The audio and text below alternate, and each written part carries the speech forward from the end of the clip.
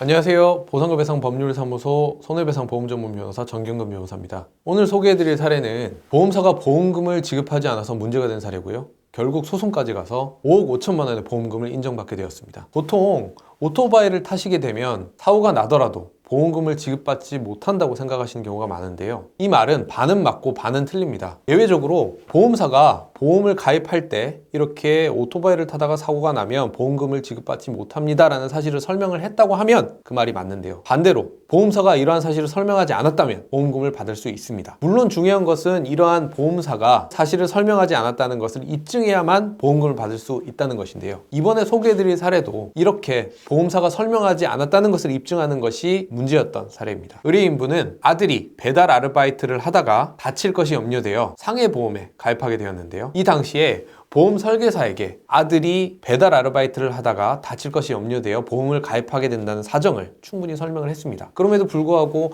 보험 설계사는 의뢰인에게 어떤 설명도 해주지 않고 충분히 보험금을 받을 수 있다는 설명을 하면서 보험을 가입시켰던 것이죠. 이러다가 결국 의뢰인의 아들이 불의의 사고로 사망을 하게 됩니다. 의뢰인분은 마음을 추스리고 나서 보험금을 청구하게 되었는데요. 그런데 정작 이렇게 사고가 난 이후에 보험금을 청구하자 아들이 오토바이를 타다가 사고가 나서 돌아가셨네요. 보험금을 지급받지 못합니다 라는 대답을 듣게 됩니다. 그래서 의뢰인은 고민을 하다가 저희 보상과 배상 법률사무소에 사건을 문의해 주셨고요. 저희 법률사무소는 의뢰인의 사정을 듣고 보험계약 당시에 설명이 부족했다는 점에 집중했습니다. 의뢰인은 보험계약을 가입할 당시에 보험 설계사에게 이 보험을 왜 가입한지를 충분히 설명을 해줬음에도 불구하고 보험 설계사는 아들이 만약에 오토바이를 타고 가다가 사고를 당했음에도 불구하고 보험금을 받지 못할 수도 있다는 설명을 전혀 해주지 않았던 것이죠. 만약 의뢰인이 이러한 사실을 보험계약 가입 당시에 알았다면 의뢰인은 보험계약을 하지 않았을 것입니다. 아니면 의뢰인은 이렇게 보험금이 지급되지 못할 것이라는 걸 알았다면 생명보험을 가입했겠죠. 왜냐하면 생명보험은 이륜차의 사고와 상관없이 피보험자가 사망하게 되면 보험금이 지급되기 때문이죠. 이후 저희 법률사무소는 보험사를 상대로 보험금을 청구하는 소송을 제기했고요. 보험계약 당시에 이렇게 오토바이를 탈 경우 사고가 발생해도 보험금을 받지 못한다는 사실을 설명하지 않았다는 점을 집중적으로 입증했습니다. 그 결과 소송이 대법원까지 가게 되었고 결국 의뢰인은 5억 5천만 원의 보험금을 지급받을 수 있게 되었습니다. 저희 보상과 배상 법률사무소는 일반적으로 오토바이를 탈 경우에는 보험금을 지급받지 못한다는 상식을 깨고 우리 의뢰인의 사정이 예외적인 경우에 해당한다는 것을 집중적으로 입증해서 결국 대법원에서 보험금을 인정받는 결과를 만들어낸 것입니다. 겉으로 불리해 보이는 사건이라도 파고들다 보면 유리한 증거를 찾을 수 있기 때문에 섣불리 포기하지 마시고